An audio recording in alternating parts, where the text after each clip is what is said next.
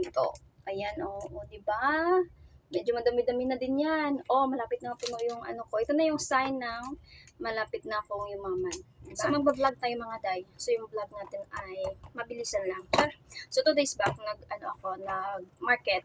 So, kapag nag-market ako, ay mostly bumibili ako ng mga tag $10, $20, $25, ganyan. So, di ba mura lang kung i-convert natin sa atin.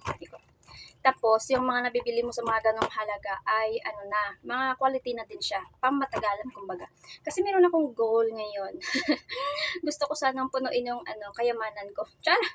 Gusto ko punuin yung kayamanan ko ng pag-iipon ng mga ganito. Ayan, di ba? Medyo madami-dami na din yan. Malapit na puno yung ko. Ito na yung sign ng malapit na akong yumaman.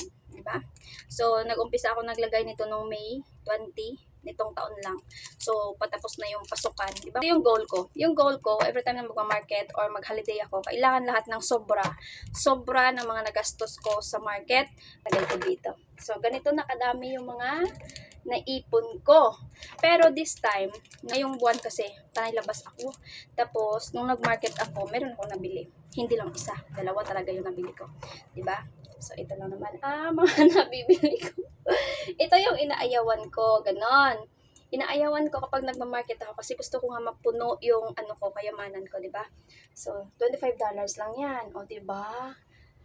Magkano na yan sa atin? Ang mahal nito kaya sa atin, para to sa sarili ko. Diba? May nabili akong para sa sarili ko. Tapos, ito, para sa mama ko. Diba? $25 lang yan, ang bongga. Diba? Ang bongga niyan. Saan ka bibili ng $25 niyan? Diba? Pang matagalan na nagamit ito, proven and tested na ganito yung mga quality ay ang gaganda, tapos ang mumura lang, diba?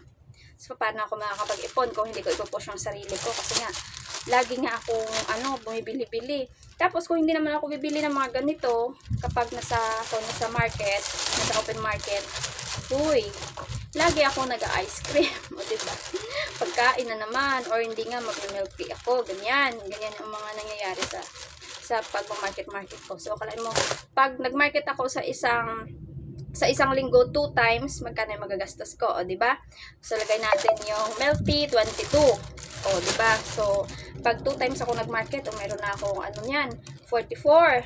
Kapag diba, galing ko sa math. Mayroon na akong 44 na magagastos. So, syempre, kung pipigilan ko yung sarili ko at meron akong goal, dapat ipapasok ko siya dito. Kaya nga nakadami ako, di ba? Ngayong buwan lang talaga ako